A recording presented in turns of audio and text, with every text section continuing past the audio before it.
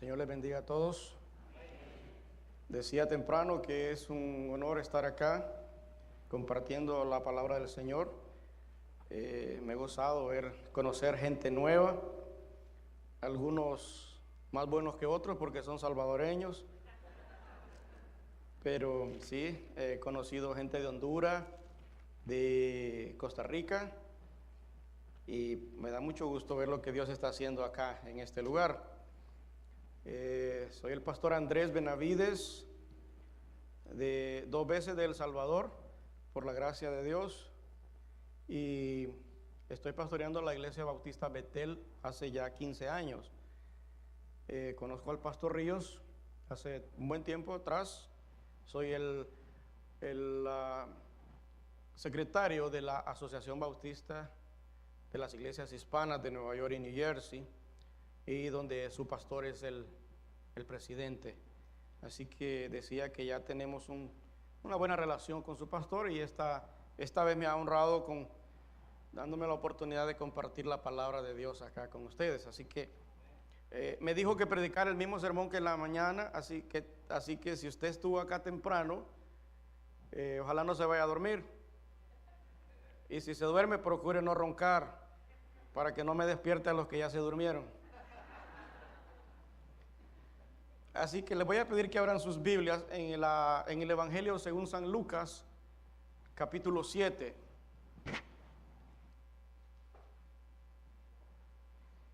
Y vamos a leer los versículos, comenzando en el versículo 1 hasta el versículo 10. Si usted es tan amable, quiere seguir la lectura conmigo, puede ponerse de pie y vamos a leer esta palabra.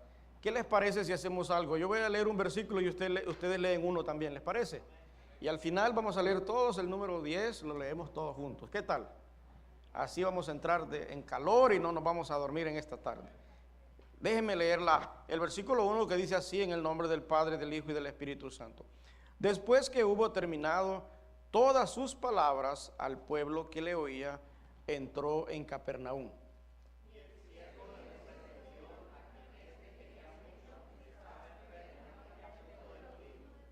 Cuando el centurión oyó hablar de Jesús, le envió unos ancianos de los judíos, rogándole que viniese y sanase a su siervo.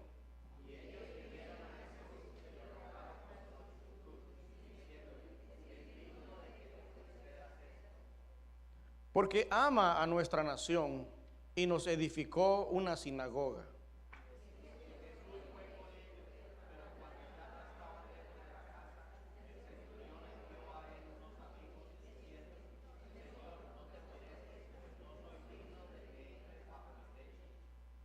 Por lo que ni aún me tuve por digno de venir a ti, pero di la palabra y mi siervo será sano.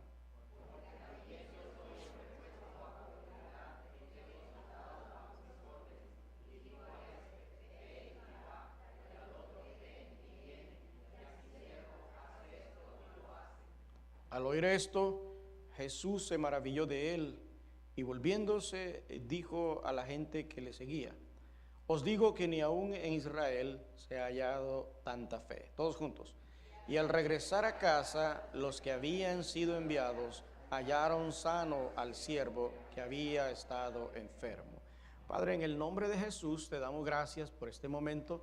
Gracias porque permites que tu pueblo te alabe y permites que cantemos esas alabanzas que dan la gloria y la honra de tu nombre. Te damos gracias también por el compañerismo que hemos tenido anteriormente, y ahora rogamos en el nombre de Jesús que tu Espíritu Santo tome el control absoluto de este momento, que nuestros corazones y nuestras mentes se afirmen para escuchar tu palabra, y esa palabra encuentre un lugar donde morar en nuestro corazón, a la vez que tu Espíritu ponga en nosotros el querer como el hacer esta palabra. En el nombre de Jesús, glorifícate a ti mismo en este lugar, pues te lo pedimos en el nombre poderoso y santo de Jesús. Amén. Siéntense, por favor. El título que yo puse a esta meditación o a este sermón es La sensibilidad de un soldado. Y decía anteriormente que tal vez el título no es muy llamativo, tal vez no tiene mucha que nos agrade, pero la verdad es que cuando desarrollemos el pasaje nos vamos a dar cuenta por qué le puse así. Y el pasaje él está hablándonos acá de un hombre, de un soldado, de un hombre que tenía a su cargo 100 soldados, un centurión. Y este hombre era miembro del todopoderoso ejército romano. Tenemos a través de los historiadores bastante información que nos puede decir cómo funcionaba este imperio. Escritores como Suetonio, Tácito y otro llamado Cicerón nos hablan de cómo funcionaba el imperio romano, y de ellos aprendemos pues que este imperio romano o estos soldados romanos era un ejército de hombres valientes, de hombres de una disciplina tremenda, pero también caracterizados por una crueldad inimaginable. Ellos son los que popularizaron la crucifixión.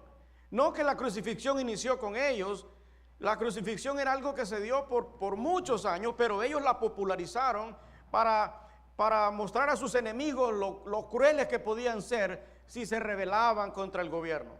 Entonces, ellos hacían la crucifixión, ponían a los enemigos clavados en una cruz a la orilla del camino, a la entrada de la ciudad. Y esta era la muerte más cruel que el ser humano ha experimentado. Cuando una persona moría crucificada, no moría tanto por los clavos o por el desangramiento, sino por la falta de aire. Cuando está clavado en la cruz, los pies están presionados por un clavo, entonces para que las manos no se desgarren, entonces el que estaba clavado se empujaba hacia arriba con los pies. Pero cuando le faltaba el aire, era porque los pulmones se empezaban ¿cómo se dice?, a desprender por dentro, y morían al final por asfixia, porque no podían respirar, al punto cuando las piernas se cansaban y ya no podían hacerse hacia arriba, entonces morían asfixiados. Ese era el tipo de muerte que daban ellos, y era dolorosa porque podían pasar el día entero así. Al final, si usted se acuerda de la crucifixión, a los que estaban clavados con Jesús les tuvieron que romper las piernas para que ya no pudieran alzarse hacia arriba. Una vez que ya no tuvieran fuerza, todos sus miembros internos se descoyuntaban uno a uno y entonces morían. Cuando llegaron a Jesús ya él estaba muerto, entonces no tuvieron por qué romperle las piernas, cumpliéndose así la profecía que decía que no tocarán un solo hueso de ellos. Ese era el ejército romano. Y en ese ambiente de disciplina y de crueldad había que destacarse para llegar a ser un centurión. Y este hombre, cuando pensamos en un centurión, podemos pensar simplemente en un hombre cruel. Pero lo que la Biblia nos enseña acá es que una persona puede ser transformada cuando tiene un encuentro personal con el Cristo vivo. No importa la clase de persona, no podemos juzgar por las apariencias, porque una de lo que más nos caracteriza a los seres humanos es juzgar por lo que se le conoce como sofisma. Es eso de juzgar a las personas de anticipado sin conocerlas. Una persona con una barba sucia y una camisa rota, cualquiera puede decir es un ladrón, es un drogadicto, porque su apariencia da esa idea. Sin embargo, no necesariamente tiene que ser así. Les contaba a los hermanos temprano acerca de un pastor que iba a tomar posesión de una iglesia grande, y el día que llegó, pues él no estaba sentado al frente con un traje y corbata, pero estaba sentado en la última banca con harapos, con un gorro sucio y con su barba, se había dejado la barba. Entonces se sentó en la última banca, saludó a las personas, pero nadie quería saludarlo. De hecho, la persona que estaba sentada en esa banca se paró y se fue para otra banca. Él estuvo ahí mirando para todos lados, y en el momento cuando presentaron al pastor que iba a tomar posesión de la iglesia, pues todos esperaban que se parara alguien elegante, pero se paró aquel mendigo y caminó todo el pasillo hasta llegar al frente y dijo: soy el pastor fulano de tal y esta tarde voy a tomar posesión de esta iglesia. Saludé a algunos y me rechazaron, le di la mano y no me la quisieron dar. Y entonces aquellas personas que habían tenido esa actitud empezaron a llorar, empezaron a sentirse culpables de haber juzgado a alguien simplemente por la apariencia. Pero así somos los seres humanos. Y cuando miramos a este soldado romano, pareciera que no hay una lección de parte de él para nosotros. Sin embargo, sí la hay. No está ahí esta historia simplemente para ser leída como parte de la historia. Hay un mensaje ahí que nosotros debemos de entender. Hay una cualidad en este hombre que es necesaria en la iglesia de hoy en día, y esa es la sensibilidad. ¿Y qué es la sensibilidad, pastor? Bueno, la sensibilidad, fíjense que yo tengo un trabajo secular. Además de trabajar con la iglesia, pues tengo un trabajo secular. Los hermanos dicen que yo trabajo tiempo parcial, pero no es cierto. Yo trabajo tiempo completo en la iglesia, pero ese es el pensamiento de ellos, porque yo tengo un trabajo secular. Pues yo trabajo en una compañía que yo manejo un robot. Ese robot, él es el, vamos a decir, el operador. Él se encarga de mover una pieza de un lado a otra, pero tiene unas especies de dedos. Él coge una pieza y la pone por acá y la pone por aquí. Cuando esos dedos tienen unas luces que le llaman sensores. Cuando el robot sensa que ahí tiene una pieza, él va a cerrar y él va a hacer su trabajo. Cuando esos sensores no están trabajando, él puede apretar la pieza, pero no está sintiendo que está ahí. El sensor no sirve, no está trabajando. El sensor le manda una señal a la computadora y dice: está cerrado, hay una pieza. Entonces la computadora le dice al robot: muévete de ahí. Y de la misma manera como Dios nos ha creado a nosotros con esos mismos sensores. Mi mano tiene sensores. Si yo toco algo que está caliente, inmediatamente mi mano va a percibir que hay algo caliente que me puede hacer daño, y le manda un mensaje al cerebro y dice: oye, esto está caliente. Y el cerebro le manda un mensaje rápido a la mano y dice: apártate de ahí. O si está frío, la mano dice al cerebro: esto está frío. La mano dice: sal de ahí. Bueno, sensibilidad es la capacidad que tienen los seres vivos de sentir, pero no solamente de sentir, sino de accionar conforme a ese sentir. ¿Qué es lo que quiero decir con eso? Que yo puedo sentir algo, pero si lo que siento no me mueve, entonces soy insensible. Porque la sensibilidad tiene que ver con un accionar. Y eso es lo que sucedía en la vida de este hombre. Era un hombre sensible, pero ¿sensible ante qué? Bueno, eso es lo que vamos a ver rápidamente. Primero, de este hombre vamos a aprender que tenía una sensibilidad social. ¿Qué queremos decir con eso? Veamos los primeros versículos. Dice allí, versículo 2: y el siervo de un centurión, a quien éste quería mucho, estaba enfermo y a punto de morir. Cuando el centurión oyó hablar de Jesús, le envió unos ancianos de los judíos rogándole que viniese y sanase a su siervo. Y ellos vinieron a Jesús y le rogaron con solicitud, diciendo: es digno que les concedas esto.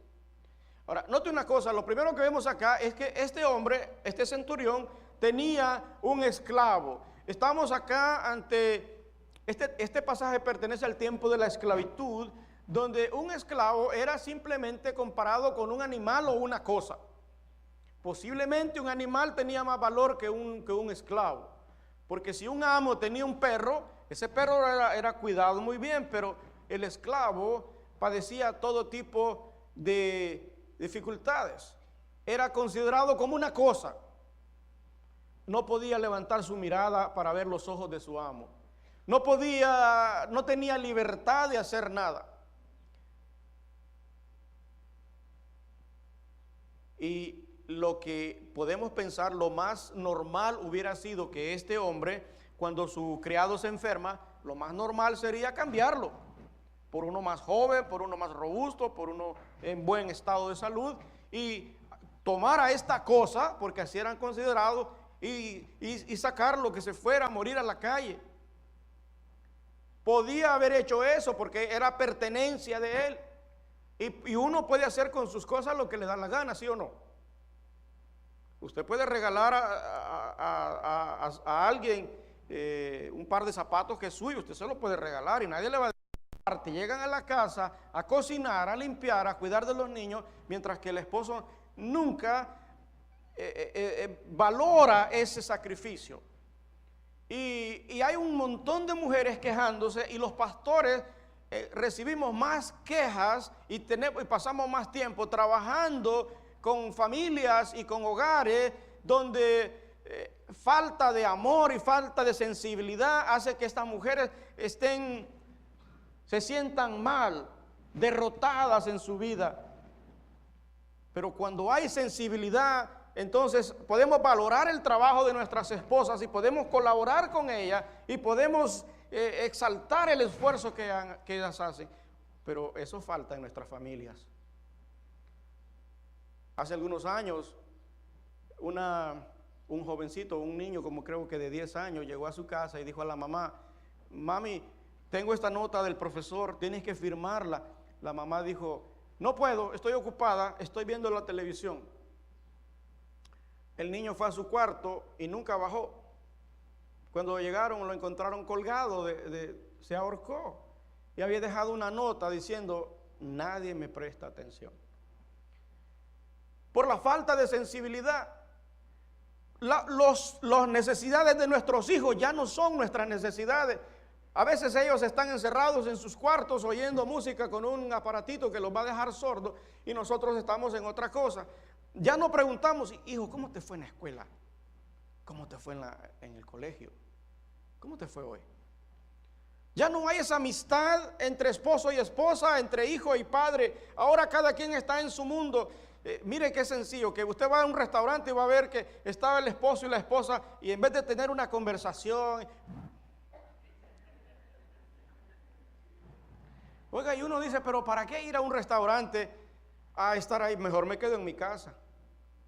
Mi esposa y yo hicimos un pacto, y con mi hijo también, que cuando fuéramos a comer a un restaurante, cero celular, porque queremos disfrutar ese tiempo.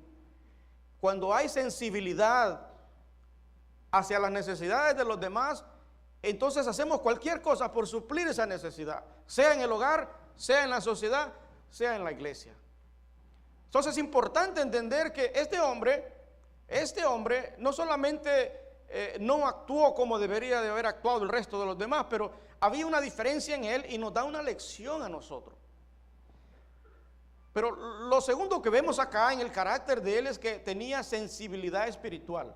No solamente veía las necesidades de los demás y se compadecía de ellos, pero también tenía sensibilidad espiritual. ¿Qué queremos decir con eso? Primero, que cuando se veía a sí mismo, se veía como un pecador. Miren los versículos 6 y 7. Y Jesús fue con ellos, pero cuando ya no estaban lejos de la casa, el centurión envió a él unos amigos, diciéndole: Señor, no te molestes, pues no soy digno que entres bajo mi techo, por lo cual ni aún me tuve por digno de venir a ti, pero di la palabra y mi siervo será sano. Aquí encontramos que este hombre tenía sensibilidad espiritual, porque cuando ve venir a Jesús, simplemente reconoce que él es indigno de que Jesús entre a su casa. Reconoce su condición espiritual, reconoce su bajeza, reconoce su pecado. Y este hombre hizo aquello que Jesús predicó en el Sermón del Monte, en Mateo capítulo 5, donde Jesucristo dijo: bienaventurados los pobres en espíritu, porque de ellos es el reino de los cielos. Un pobre en espíritu no es una persona, como lo dicen hoy en algunas iglesias, es una persona que no tiene nada, que económicamente está mal. No está hablando de riqueza material, pero Ese versículo está hablando de un reconocimiento de su condición espiritual. Los pobres en espíritu son aquellos que se miran a sí mismos y se miran pecadores, inmerecedores de la gracia de Dios, pero también se miran necesitados desesperadamente del toque del Espíritu Santo.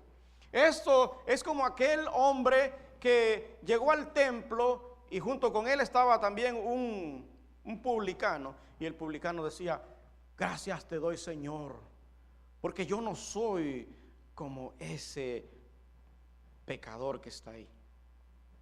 No, porque yo ayuno 3 veces diarias y doy mis diezmos y mis limosnas.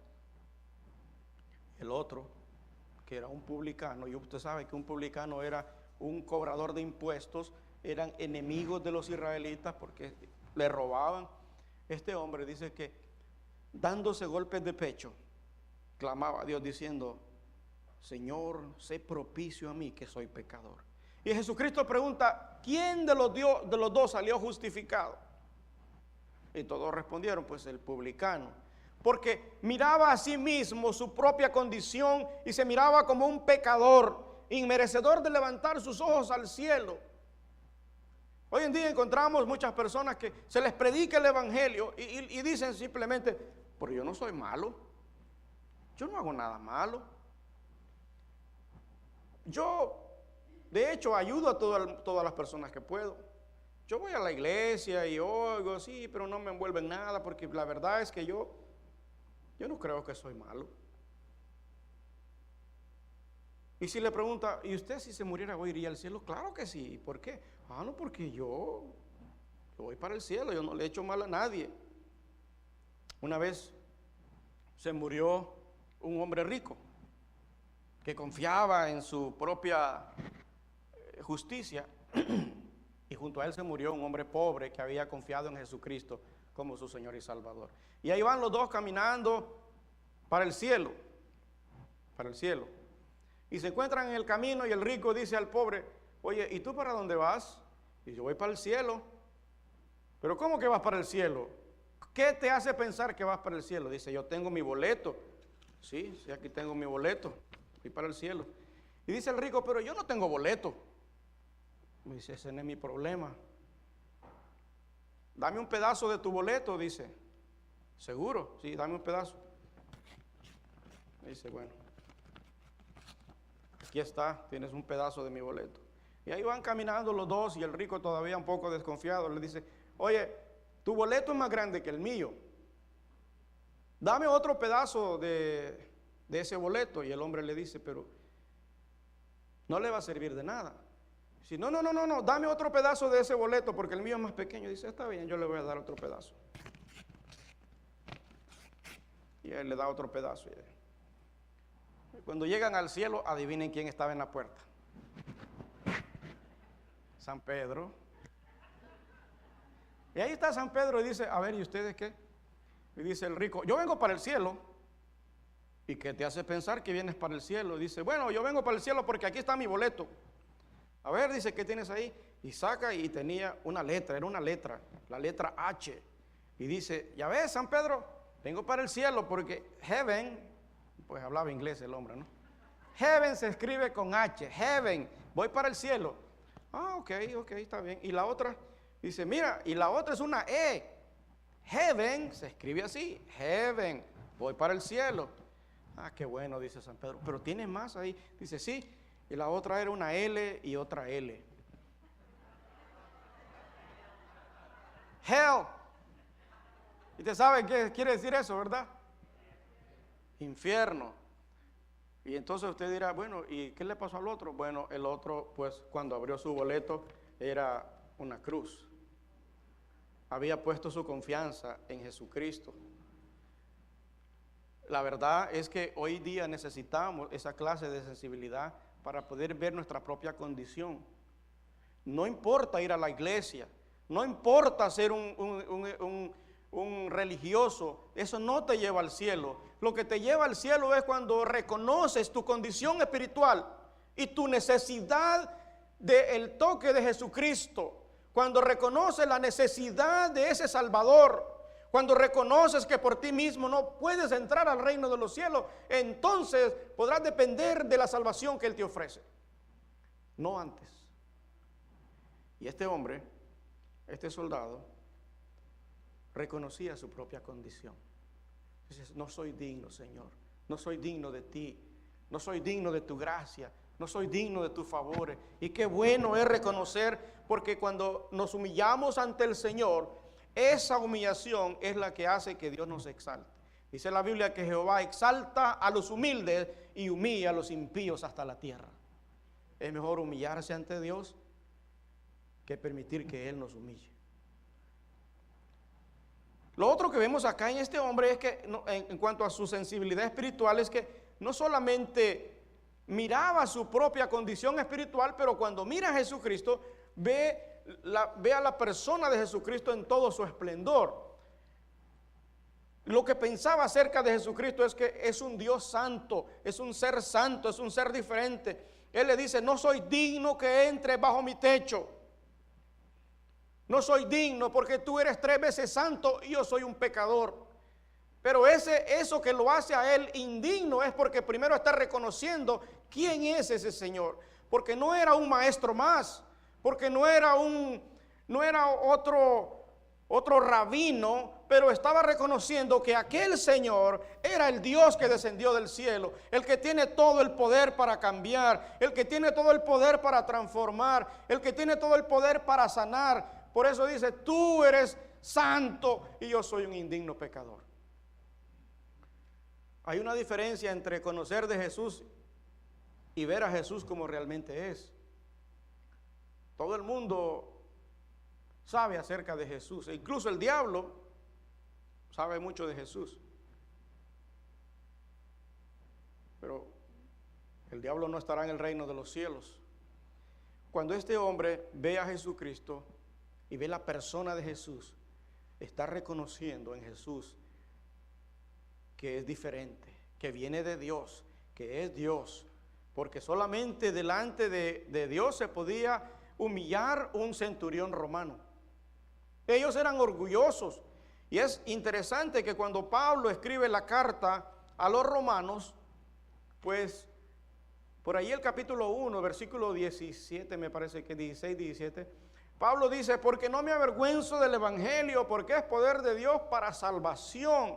No me avergüenzo, dice él. Pero ¿cómo podía avergonzarse del evangelio? Pero es que está escribiendo a un pueblo romano, a creyentes romanos, orgullosos, así, nariz para arriba.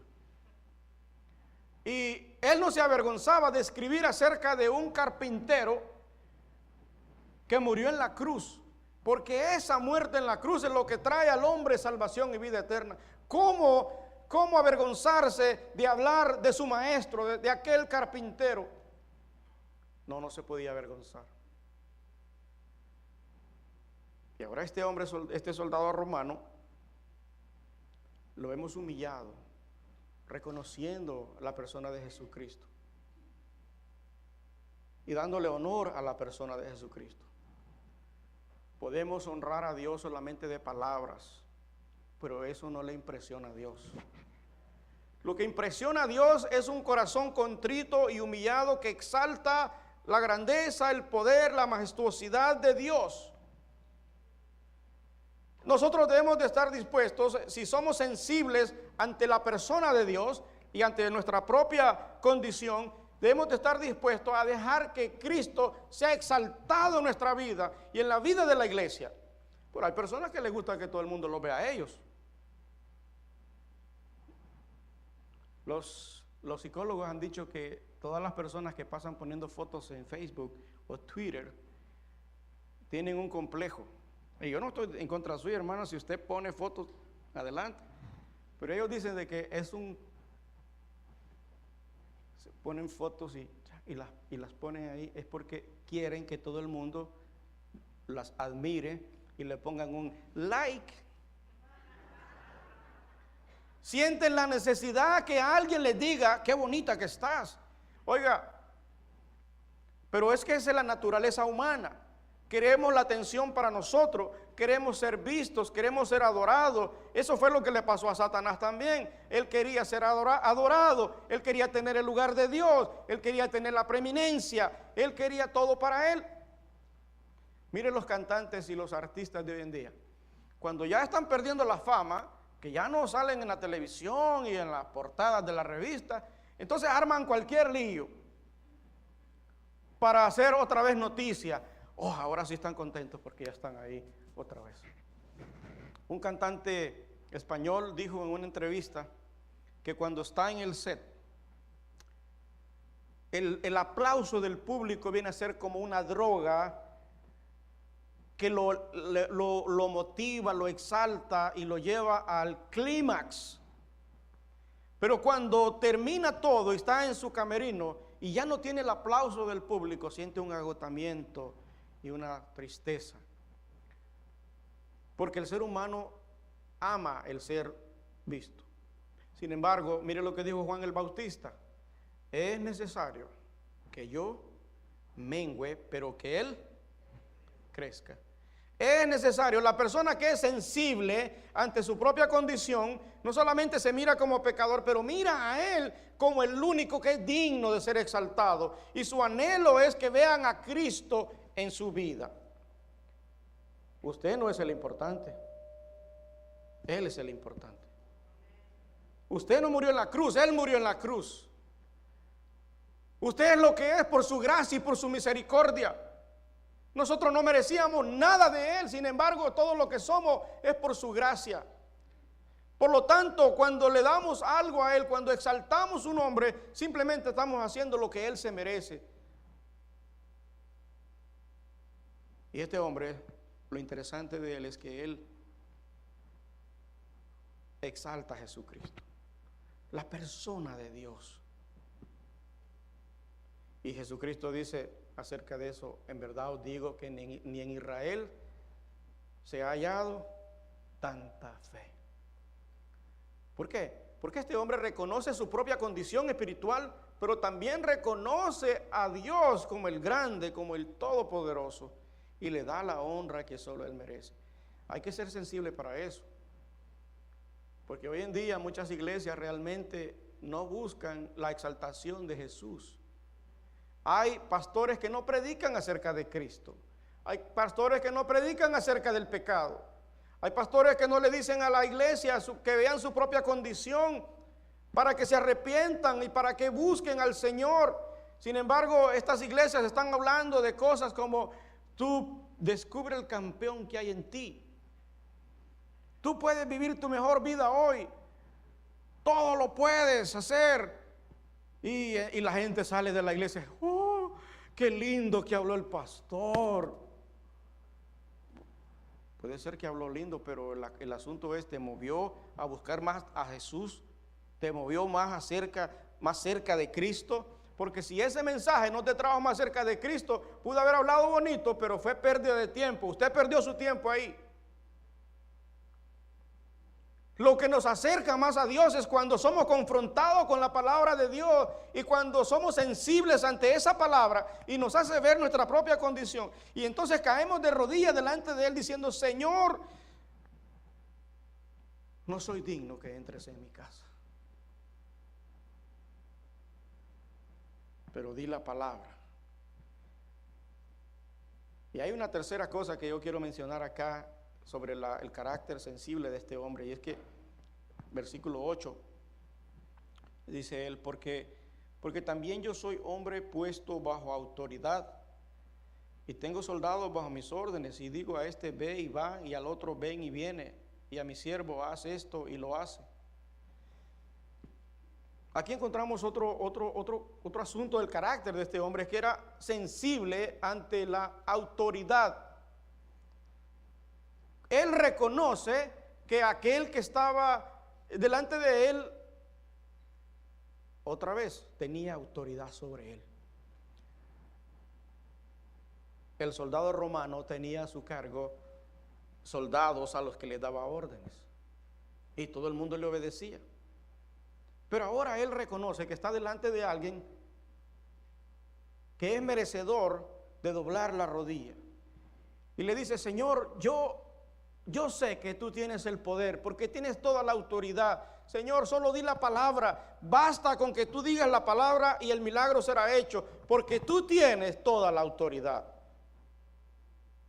Y eso, reconocer que Él tiene toda la autoridad, lo hace a Él sumiso ante la persona de Jesucristo. Hoy en día encontramos muchas iglesias que están predicando eso de declara, decreta, y entonces viene el predicador y dice: yo declaro que tu negocio va a prosperar.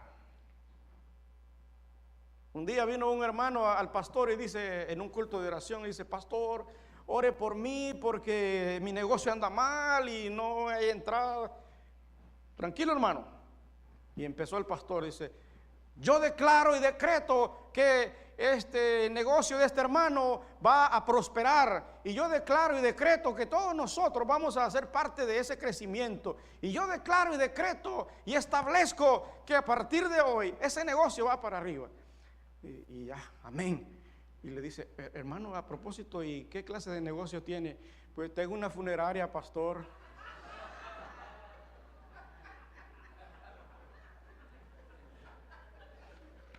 Por eso hay que tener cuidado con lo que se declara y se decreta.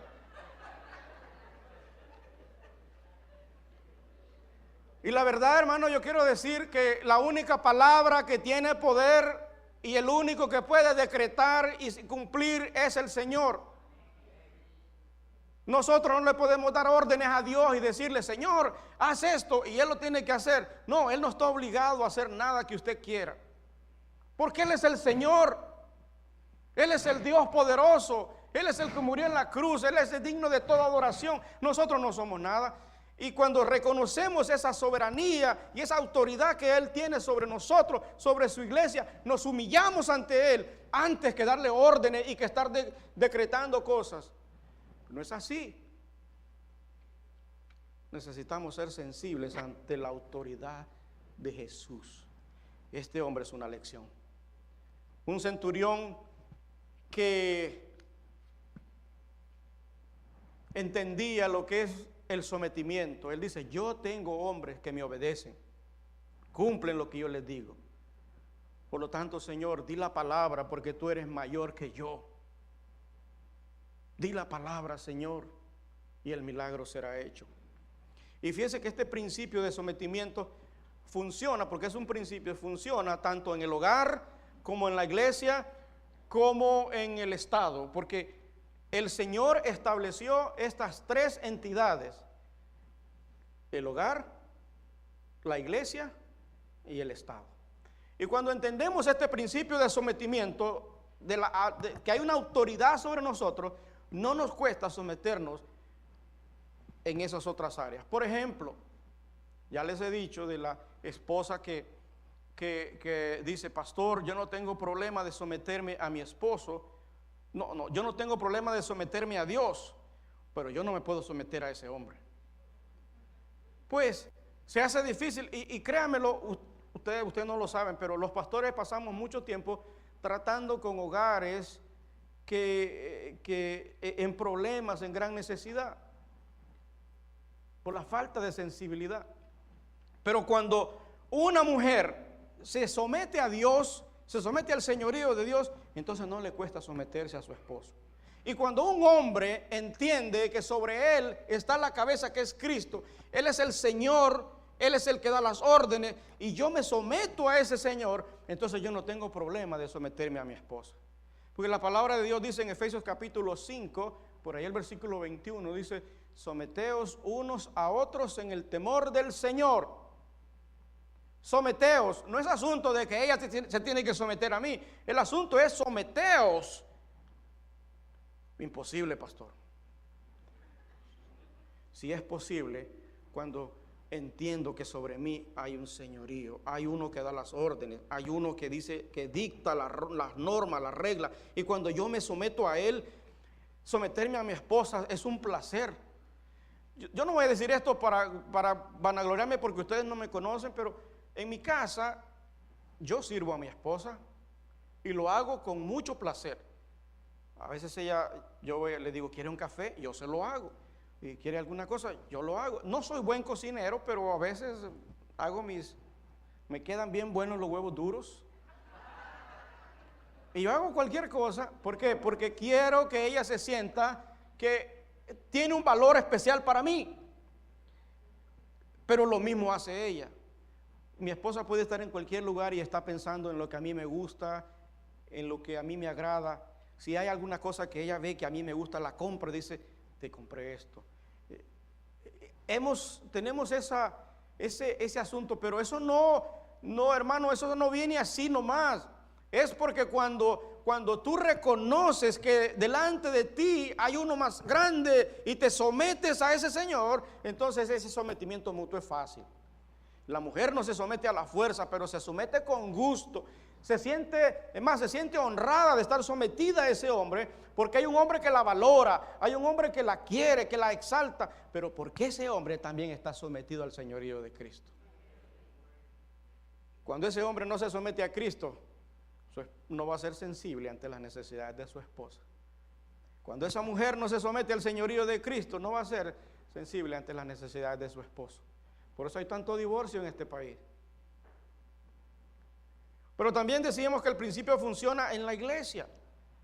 Hay en la iglesia un pastor y hay líderes que muchas veces hay hermanos no están de acuerdo. Dicen, yo no estoy de acuerdo con que hayan puesto a ese hermano allí de anciano, de diácono. No estoy de acuerdo.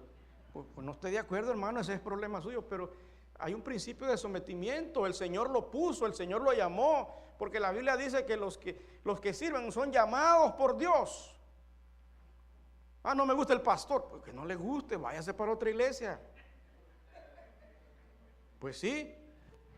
Pero cuando tenemos un sometimiento a Cristo, a pesar de que no estemos de acuerdo con algunas personas, entendemos que Dios los llamó y trabajamos con ellos. ¿Por qué? Porque el Señor lo llamó. Y lo mismo sucede en el gobierno. Yo decía a los hermanos hoy que allá en mi país, El Salvador, tenemos un presidente que todo el mundo lo critica, nadie lo quiere, parece. Pero yo dije a mi esposa hace tiempo, yo voy a orar por el presidente. Y a veces digo, ya no voy a orar por él, por las cosas que hace, ¿no? Hace poco mataron a 11 personas en un mismo día y él en vez de ir a ver la familia se fue para Venezuela. Entonces, y yo decía, pero ¿cómo puede ser este hombre tan insensible? Y yo dije a mi esposa, ya no voy a orar por él. Pero luego que voy a la palabra del Señor, la Biblia me dice que debo de orar por los reyes y por los gobernantes, por los que están en eminencia, para que vivamos quieta y reposadamente. Entonces, aunque yo no esté de acuerdo con el liderazgo de ese hombre, debo de reconocer que Dios lo puso ahí. Porque dice el libro, en la carta a los Romanos, por ahí el capítulo 14, que las autoridades que están establecidas por Dios han sido establecidas. Y el que se opone a las autoridades, a lo establecido por Dios se opone. Así que puede ser de que no le guste que va a ganar Trump. Ojalá que no gane. Pero si llegara a ganar, quiero que sepa que Dios lo puso ahí. O la Hillary que está haciendo promesas de que hoy yo no voy a separar a las familias y que Obama dijo que le iba a dar papeles a todo el mundo y no le dio a nadie. Le dio papeles de deportación nada más. Pero quiero que sepan, ya termino, ya me estoy pasando. Si no, no me vuelven a invitar aquí. Pero quiero que sepa que estos principios funcionan en el hogar, en la iglesia y en el gobierno, cuando entendemos que sobre nosotros hay una autoridad mayor. Este hombre aprendemos 3 cosas fundamentales. Aprendemos que es necesaria la sensibilidad social en la iglesia, porque hermanos, hay un mundo que se está perdiendo y la iglesia es el instrumento que Dios quiere usar para alcanzar a esos perdidos. Y cuando aquí no hay sensibilidad por las necesidades de ellos, entonces estamos aquí simplemente teniendo un compañerismo que no nos lleva a ningún lado. Tenemos que ser sensibles. También tenemos que ser sensibles ante nuestra propia condición espiritual.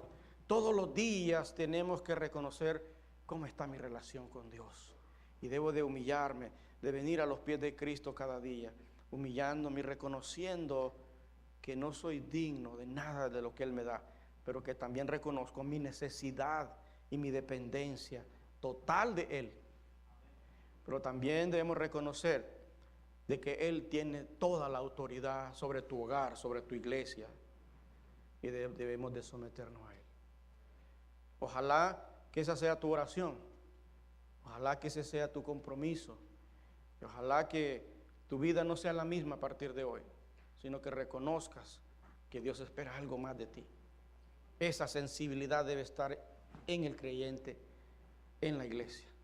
Que Dios nos bendiga y Dios nos guarde. Vamos a orar. Padre, en el nombre de Jesús, muchas gracias por tu palabra.